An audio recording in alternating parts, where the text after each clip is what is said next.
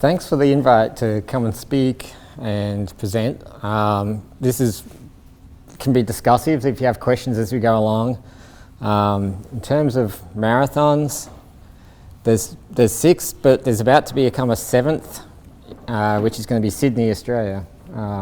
Is going to become the 7th major. So I've done New York, I've done Boston twice, I have Boston coming up in April, so 8 weeks.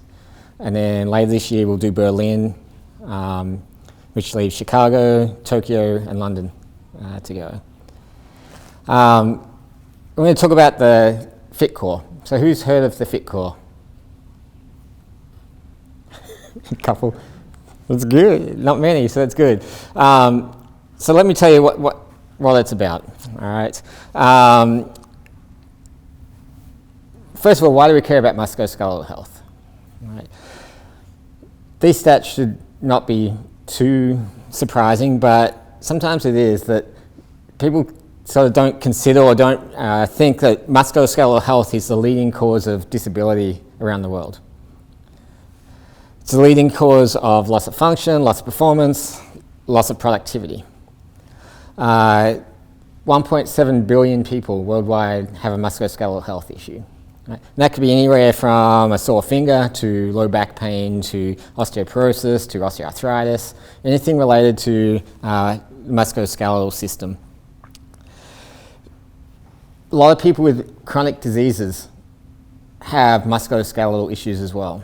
And that's what's often forgot, is that people who have chronic diseases like chronic kidney disease, liver diseases, MS, strokes, everything, any sort of chronic disease also has a musculoskeletal component, which sometimes is one of the leading causes of their disability.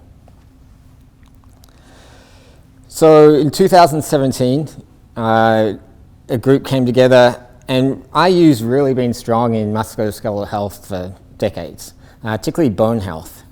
It's one of the world leading sites in investigating the skeleton and bone. And so a team came together and established this Indiana Center for Musculoskeletal Health in 2017. And the center is physically located in the Med Science building over on Barnhill Drive on the other side of Michigan. And it's led by Linda Bonewald, and it currently has about 100 investigators in there. So these are all investigators who are doing musculoskeletal health, something related to bone, muscle, tendon, cartilage, etc. A lot of it is School of Medicine, so pretty much the right-hand side. But it's also a lot of people from our school, and this is list of investigators is a little outdated because some of these people are gone and they've moved. Because you'll see, Dr. Keith is up there. She's still part of the Center for Musculoskeletal Health, though. She's just in a different location. There's Purdue, there's Notre Dame, there's Marion. So it's all these investigators who have an interest in musculoskeletal health and are all doing research in that area. But it's very basic science heavy. There's a lot of cell-based stuff, a lot of animal-based genetics, transgenic animals. There is some clinical research, but it's not as prominent. We are pretty much known as being a basic science sort of bench type musculoskeletal health institute. So you've got all these investigators, and they're all supported by different sorts of grants, right? And they're funded by industry, they're funded by Veteran Affairs, Department of Defense, all sorts of different funding, foundations and so on. The biggest player obviously is the NIH, National Institutes of Health. They give out the sort of the biggest pots of money. And so they call it an alphabet of grants. They have different types of grants. They have T's, K's, F's, P's, R's. There's a whole lot of different types of grants. So the T, K's, and F's are your training awards. So you'll see some investigators on campus who have these training awards. There's a T32 in the School of Medicine that's associated with the Center for Musculoskeletal Health. And a T32 is a training award where pre-doctoral students, so Ph.D. students or postdoctoral students get stipends. I think they have, I don't know how many positions they have on that grant, but it's basically paying someone to do research. So there's those types of grants. You can get F, which is for an individual person. So you could come along and write a grant and NIH will fund you personally and pay your stipend and salary to do the research. And they give you a little bit of research money as well. The K series is for more postdoctoral students, so you've done your PhD, or junior faculty members as well. So there's these training awards. Then you have these research awards, which basically support these discrete projects. You have a research idea, you want to study this topic, and so you write up your grant and you try and convince the people reviewing it that it's worth studying and that you're doing something novel. Then the reviewers go to the council of NIH, and the council decides, okay, we want to fund these ones. And so these are your discrete sort of research projects, which are from 1 to 5 years. So an R01 grant is usually 5 years, and it's usually about $1.25 million over 5 years. So that is sort of, as an individual investigator, that's what you try and strive for, and that can support your lab to do research. The next step up is these P series, and these are large grants. They're generally like 5 R01s in one grant, right? So we're talking multi-million dollars over 5 years. And so the reason I go through these is that the FitCore is supported by a P grant, right? It's a program grant. So this was the request for application. So in 2017, a call came out for developing these core centers for clinical research. It was a P30 grant. And there's 2 types of P grants. One is a P01, which is basically doing research on a specific question. And it might be 5 different investigators coming together to study, the effect of something on arthritis, or how do we cure osteoporosis, or something like that. Some sort of specific research question. The P30 is different. What it does is brings together resources. So it doesn't have a research question. It doesn't say we're going to study the effect of this drug on bone or this drug on cartilage. What it does is it brings together different resources to try and support people who have R grants and K grants and T grants and so on. And so they don't have a specific question, right? So this is a P30. And so what it's meant to do, it's meant to integrate with these research projects, but it's funded independently from them. So it provides resources. So the only way you get these P30 grants is you've got to have a lot of investigators who are funded, because there's no point having resources if there's no one has funding for the projects. So we got that big list of Indiana Center for Musculoskeletal Health people, looked at all the grants that everyone has and said, okay, we have all these people who are funded at IU. This is what we're going to develop to support them. And NIH basically provides the funds to develop those resources. So this was in 2017, and so we put together a team. Primarily Sharon Moe. Dr. Moe is the Associate Dean for Research, Associate Dean for Clinical and Translational Research in the School of Medicine. She's also the Director of the Indiana Center for Translational Sciences Institute, the CTSI, and she's the head of nephrology in the Department of Medicine. And so she was tapped on the shoulder to do this. Sometimes you're just working and you get an email and say, hey, I want you to do this. And basically she was tapped. She wasn't looking to do this, but luckily she did. And then together with Mike Econs, they're both distinguished professors. Distinguished professor is the highest rank at IU across the whole institution. There's not many of them. You have to be basically the top of the top to become a distinguished professor. So they both were tapped on the shoulder to put together this Indiana, or the ICMH Clinical Research Center, or put together the P30 grant to try and get funds for this. It consists of 3 main things: an administrative core, which basically is supportive, right? So they provide pilot grants, pilot funds. They just administer the Clinical Research Center. There's a methodological core, which is called the Big Data Omics, and I'll talk about that later. And then we have the Fit Core, right, which we're talking about today, and both I and Dr. Kogan are part of that. So that's some background as to where the Fit Core sort of fits in, where it evolved from. That it evolved from this big group of people on campus who do musculoskeletal research. A call came out, we put in for it, and so the FIT core is basically one part of this P30 grant. What are we talking about? So in 2017 we got nearly $4 million for 5 years to start the clinical research center. About a third of that paid for the FIT core, and the rest went to administrative core and the methodological core. Right, so just over $1 million for 5 years to set up the FIT core. And then we had it renewed, luckily, so they must have thought we were doing fine, which often, a lot of times it's not the case. A lot of people get 5 years of funding and then sort of don't do a lot with it, or someone else comes along and knocks you out of the game. And by that I mean there's only 10 of these P30s around the country. So NIH, or in this case it's NIAMS, which is National Institute of Arthritis, Musculoskeletal and Skin Disorders, or diseases, they have 10 P30s. And so when you go in for your renewal, new people come in and put in, and they try and knock you out, right? Because they've only got so many to give out. So you have to perform to get it renewed. So we're going to talk about the resource core. So what is the FIT core? So it stands for Function, Imaging and Tissue, right? Which I thought, when we submitted the grant, it was a great idea, and we'll give it an acronym, better than the big data omics, the BDO or whatever that. My friend was jealous that I was able to make an acronym.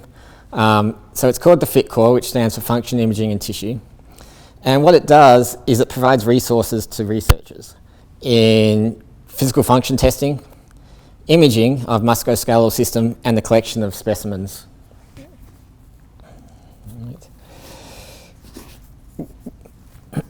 So in terms of function, so it's a physical space. The FIT core is located in the University Hospital on the 5th floor.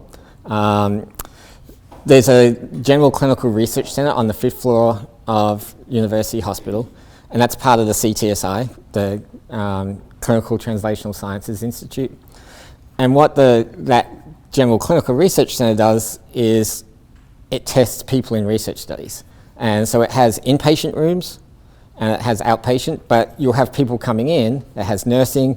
You might have someone on a drug study where they have to be in the hospital for 3 days and they have to collect urine, or they have to collect bloods every hour or whatever. So these people stay in the hospital. It looks like a hospital, but these people are purely on the research floor. So we managed to get some space up there through our connection with Dr. Mo, because she's the head of the CTSI, that we sort of integrated with the other clinical research centre.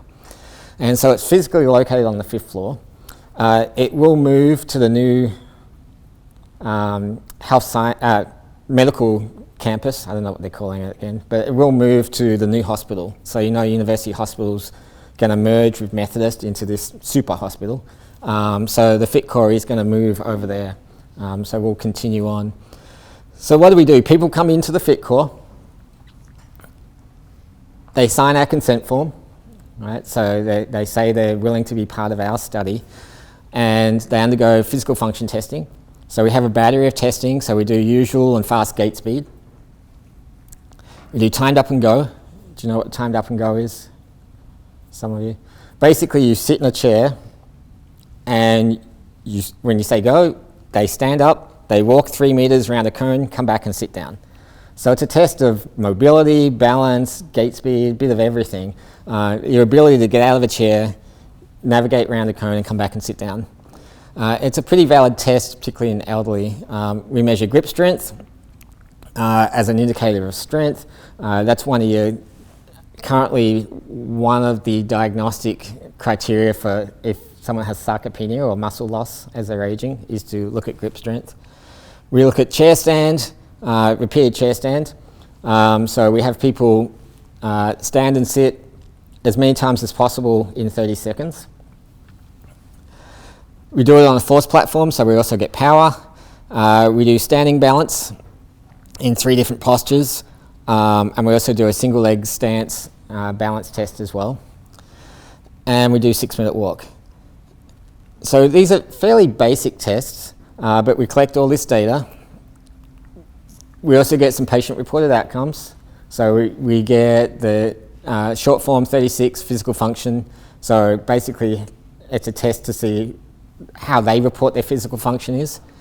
The PROMIS physical function computer-assisted test is similar to the SF36, but it's probably better. Everyone who fills this out, if you're here today, you'll probably get 100 out of 100. It doesn't discriminate high performers. It only really discriminates if you're pretty low performing. Whereas the PROMIS physical function test, what it does is it asks you a question, and based on your response to that question, it determines which question to ask next. So it might ask, can you walk a mile? And if you say no, then it will go down the tree to a different question. Or if you say yes, it might ask, can you run 3 miles non-stop? Or, so it's a computer adaptive test, so that you only have to answer 5 or 6 questions out of the 130 or something in the actual test. So it tries to place you relative to other people. A couple others there as well. So function, we do imaging. So people come in and they get a DEXA scan, so dual energy X-ray absorptiometry. We have 3 DEXA scanners in the core. And so this is your gold standard for osteoporosis diagnosis, so you get your bone density. So we do hip and spine and forearm. We also do a whole body scan, so you can get whole body bone mass, lean mass and fat mass. And we primarily do the whole body scan to get appendicular lean mass, which is basically your lean mass in your arms and legs. And there's diagnostic criteria for that for people with sarcopenia, or loss of muscle mass with aging.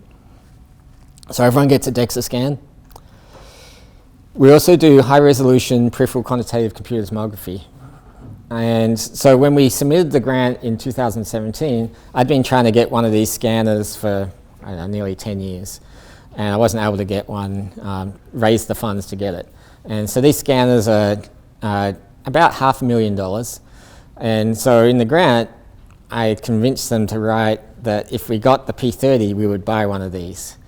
And so we got the P30, and then I pointed out the fact that we had to buy one of these now.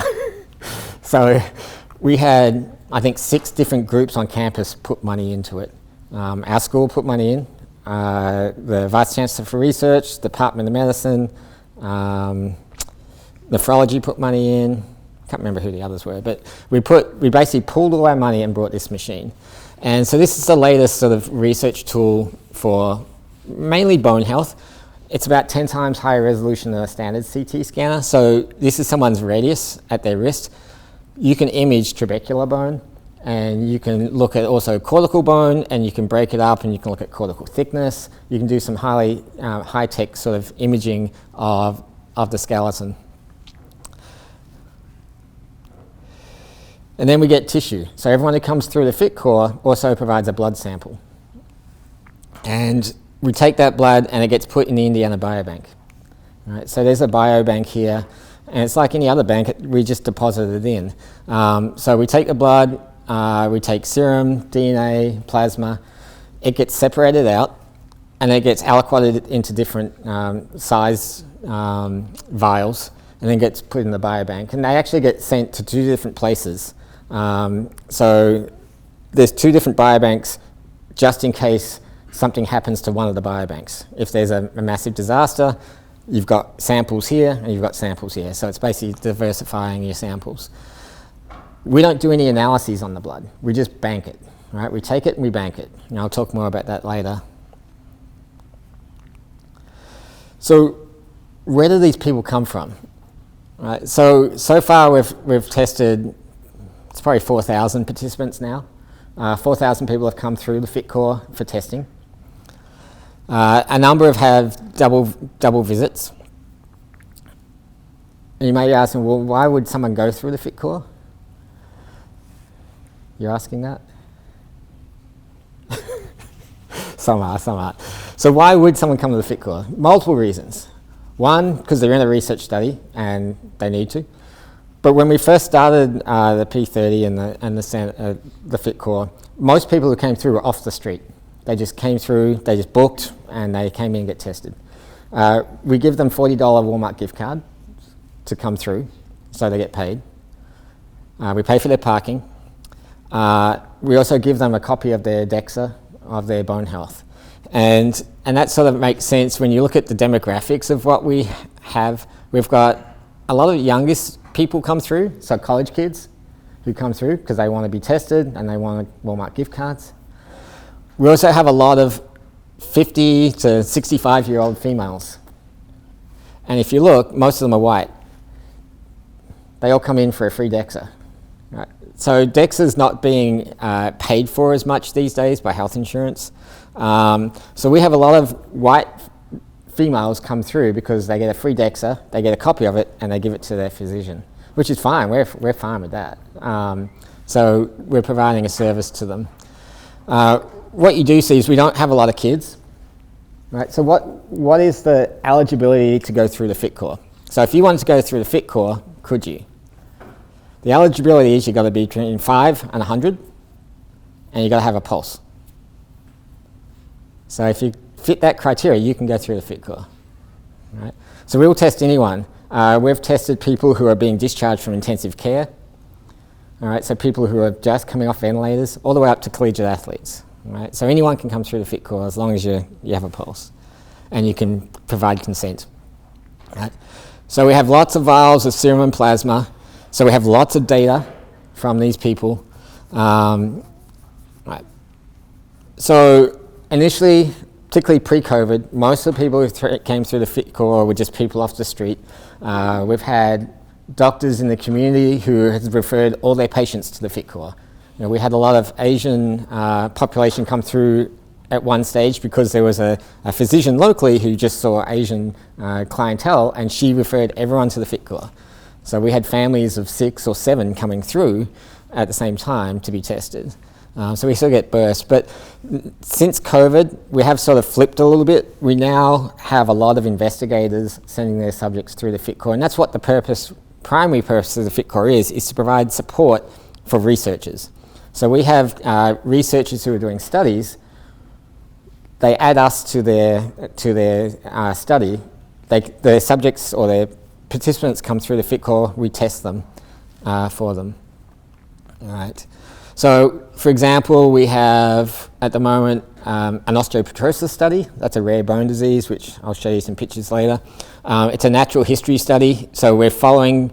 So Mike Econs, who's part of the P30, he's a world expert in osteopetrosis. We have the largest population of osteopetrosis sort of patients coming through, so we test all those. That was just funded with an NIH R01. It was funded by something else previously, but we found out last week that that study is going to continue. So we bring in these people every 12 months. And so these people fly in from Florida, from all over the country to be tested. We have a study on the new cystic fibrosis drugs, which have been groundbreaking in terms of treating people with cystic fibrosis. So we're looking at the effect of those on musculoskeletal outcomes, and that's funded by the CF Foundation. We have an oncologist doing a vibration therapy study. So she's looking at, does vibration therapy affect muscle and bone in people with breast cancer undergoing aromatase inhibitor therapy? So these drugs influence the musculoskeletal system, so she's looking to see, can she preserve that? So she's sending her subjects through the fit core for testing, for DEXA, physical function, collect bloods, and so on. We also have a lot of other studies going on. So we have a lot of investigators who send people through the fit core for testing. So we are what we are, say we are, and that's a resource. We help these investigators. So if you do research, you have to submit to get approval to do research, and everything you do on the subjects, you have to get permission to do. So we have a separate IRB protocol. So everything we do in the fit core, the investigators don't have to put in their proposals or their submissions to IRB. It's already all approved. All they have to say in their protocols is, we're going to send our subjects to the fit core, and they're going to sign the fit core consent form. Right? So we expedite research, particularly if we're doing imaging like DEXA, involves radiation. So if you were going to do a study today and you wanted to do DEXA in it, you would have to submit an IRB form and get approval. You'd also have to submit to Radiation Safety Committee So you'd have this prolonged process. So we negate that by having them just sign our consent form, and investigators don't have to put that in their protocols. So then what do we do with the data? Right, so we've got all this data. We've got 4,000 people. We've collected all this data. We store it. Right? It's put in a repository. It's on an online sort of repository, secure. No one can get in there and look up your data and work out, it's all personally protected. So it's all stored. It's linked with the electronic health records. Right? So we are linked with the Regan Street Institute, and so we link all that data with your medical health record. And I can show you what we can do with that later. We provide it to investigators, right? So de-identified, so they can't identify who you are. Or we give it to them because these subjects were part of their studies. They're sending them through the FITCOR. We need to provide them the data back that we've collected. We give it to participants and their physicians. So those DEXA scans that we do, we give the participants a copy. We also upload it to their electronic medical record. So it goes in their records, so physicians can look at it. We also analyze it, right? So the FITCOR doesn't have a specific research question. It's not trying to solve a question or solve a problem. It's there to provide resources to collect data. But because we collect so much data, why don't we analyze it too? So what do we analyze? So it's a bit hard to see, you can't see all the dots on here, but for example, we analyzed 2,300 participants. We looked at their grip strength across the age span from 20 to 80 years of age. And this would be females, so there's 1,600 dots on here that you can't really see very well. So we wanted to see what is normal grip strength for your age and sex, right? So you could come in and say, okay, I'm 40 years old, I have a grip strength of 30, is that normal?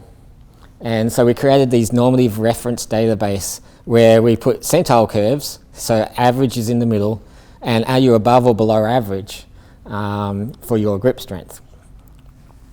To make that easy, we generated Excel-based calculators, and that looks like this. So if you come in and you enter data on the data entry page, you just put in sex, their age, and their grip strength, the spreadsheet will calculate and plot it for you, and it will show you that for this person who's 66.9 female with a grip strength of 25, this is where they fall relative to normal for females. So you can see, are you stronger or weaker than normal, where you should be. And it gives you z-scores, so how many standard deviations above normal, and your percentile. Right? So we're trying to use this big database to provide even more resources to investigators. Right? So these are downloadable through the journal. We did the same thing for our HR PQCT, our high resolution scanner. This is a clinical machine. There's no reference data for it. Right? So it spits out, it can spit out infinite number of data. There's so many different data points that you can get from this. So we took all of our scans and, again, made reference data sets.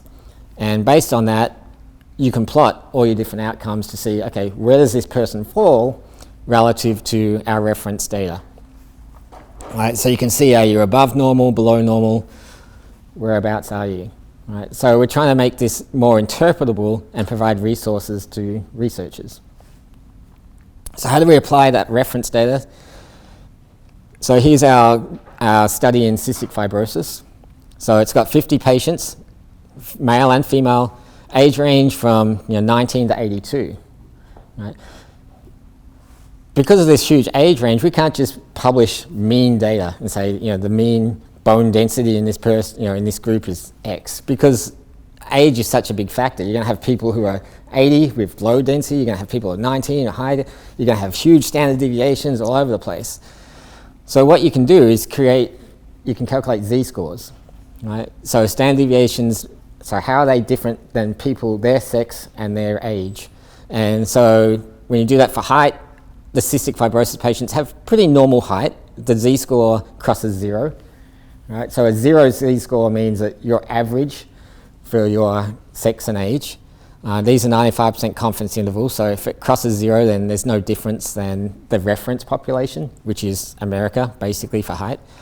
We did this for our grip strength and our chair stands based on our reference data, and maybe a little bit weaker than people their age and sex.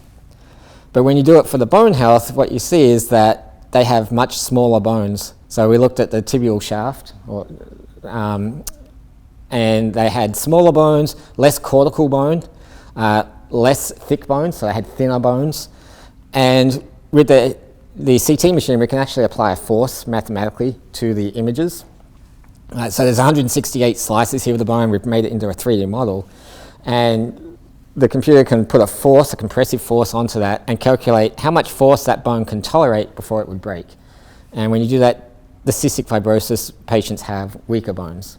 Right? So we didn't have to get control subjects. We didn't have to match people. We didn't have to find 3 82-year-olds to match this person. We were able to just do it based on reference data and analyze just the CF patients and see, okay, how different are they than what we'd expect? Osteopetrosis is a little bit different in that if we look at this middle person, so this is a male carrier who has osteopetrosis. This is his sister, and this is one of their sons. Well, not the brother and sister's son, but it's either I think it might be the sister's son. But he's normal, right? So he's not a carrier. So osteopetrosis is a genetic disorder. They don't have osteoclasts, right? Do you know what osteoclasts do? So osteoclasts eat bone, right? So what you see is if someone's really affected, they have pretty much solid bones. If you look at her bones are solid, right? There's no trabeculae, and that's because she's formed bone as she was growing, but nothing resorbed it and made trabeculae. He's partly affected, so he's got much thicker trabeculae, and then the son is not affected at all. He's completely normal. Right, so there's this big diversity across the spectrum of osteopetrosis. These are really hard to analyze on the CT. So what we did was we took the 31 patients with osteopetrosis. We used our FitCore database, right? So we have those thousands of scans. So instead of calculating Z-scores, what we did was we just matched 3 FitCore people to every osteopetrosis patient. Right, so it could have been any one of you. We looked at the age, we looked at the height and weight of our FitCore people, and we matched them to our osteopetrosis patients. So we had this database of data. We didn't have to recruit any more subjects. We just used what we already had and basically analyzed. And what you see is that this is looking at how much bone is in the distal tibia. So it's bone volume fraction. And in most normal people, some control, anywhere from around 22% to around 48% is bone, right? But in osteopetrosis, you can see that some of them, they're 100% bone, and you see that in the image, right? So when you look at that, that's 100% bone. There's no pores, there's no cavities or anything. So a big difference. So you might think, okay, well, wouldn't that be great? You just got these massive solid bones, super strong bones. When we apply our finite element modeling to this, they're super strong. They're off the charts. Their Z-score, these people up here, their Z-score is like 40. 40 standard deviations above normal for strength. Problem is, like this lady here, she's broken 26 bones. Right. Her brother has broken almost as many as well, even though he's not as affected as her. Has a lot of issues with bone fracture. So even though they've got these mega strong bones, they're very brittle, and they break very easily to very everyday activities. Right. Luckily, the son has not broken any bones. Right. So somehow he hasn't been affected, even though he has the genetic mutation. So even though they've got big, strong bones, they have poor function. So grip strength, they're weaker. They have low self-reported physical function. They don't move very well.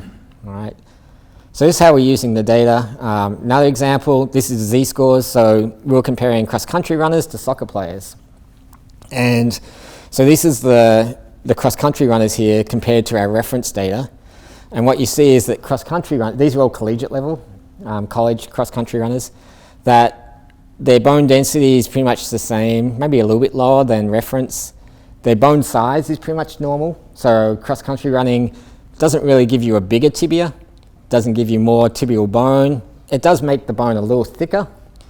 But if you look at the main one, the strength, it doesn't give you strong. So running is not a great activity for developing big, strong bones. And it's because it's so repetitive and one-directional. Whereas if you look at the soccer players, if you look at the bone strength at the end, they have bigger, or they have stronger tibias, right? And that got us thinking, okay, yeah, running is maybe not a great sport for bone development, bone health, and maybe soccer is. So we did a study comparing cross-country runners. They're all collegiate. They all got to the same level, collegiate level running, but one group only ran when they grew up, when they were younger. They were specialized runners, or they swam or cycled. And then the other group, they played multi-directional sports when they were younger. They played basketball, soccer, other sports. They all got to the same place. They all became collegiate level runners. They just got there different ways. One was just runners and one was multi-directional sport. So we looked on our CT scanner and we looked at a whole lot of different sites. So we got a little fancy with where we analysed or where we scanned. We looked at the tibia, shaft, we looked at fibula, looked at distal tibia, metatarsal, second metatarsal, navicular, fifth metatarsal. And just quickly, those who played multi-directional sports had a 10% bigger second metatarsal. They had a 11% bigger fibula. They had a nearly 20% stronger distal tibia. So it begs the question, or the point of the question was, what's the impact of early sport specialization? Right, so if you specialize in running from a young age and you don't do you don't sport sample, you don't do other sports, do you develop a weaker, stronger skeleton? And it appears it does. Right? So it comes back to the question of how young is too young to sport specialize? Another thing we looked at is what's the impact of height on bone size? So Galileo first sort of mentioned this, that taller people don't just have longer bones, they also have wider bones. And so if I'm to scan, two people, and you'd expect the taller one to have bigger, stronger bones, well, that's going to impact our Z-scores. So I might scan him and he'll be like, compared to reference, I'm pretty high. But is that high for his height, or is it just high in general? So bone length does impact how strong a bone is.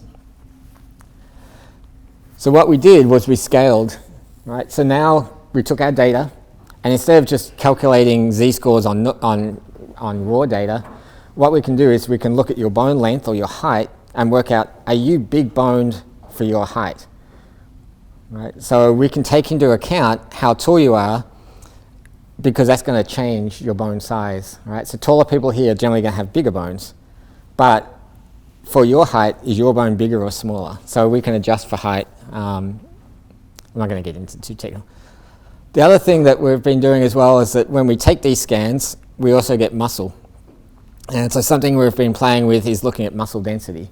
Right? So we have these thousands of scans that have the calf in it, and so we can segment out and look at muscle density as an indicator of fat infiltration into a muscle.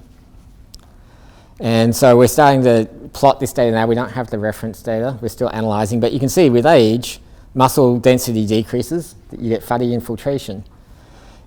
If you look at, we've looked at some of our chronic kidney disease patients, they have lower muscle density than normal people without chronic kidney disease. Right, so this chronic kidney disease is affecting the skeleton, but it's also affecting muscle function and muscle composition. All right. What are we doing with the samples? So that's what we're doing with some of the data. We've collected tens of thousands of samples. What are we doing with it? It gets banked. It sits there. Right? Investigators come along to us and say, hey, do you have samples for X, Y, and Z? We give them out.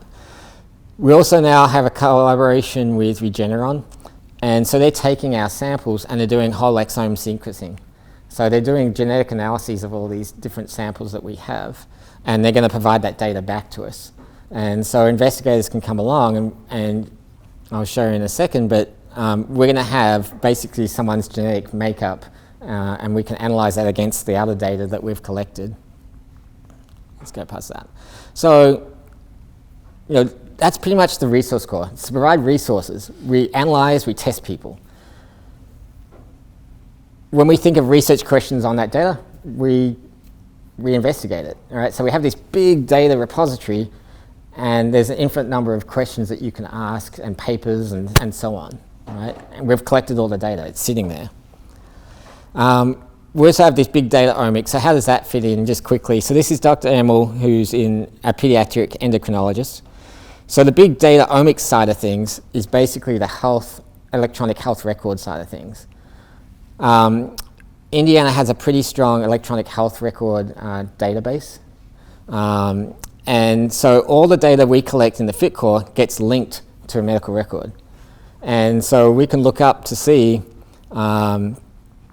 outcomes like fractures, deaths, hospitalizations, medications, and so on. And we can mine that data.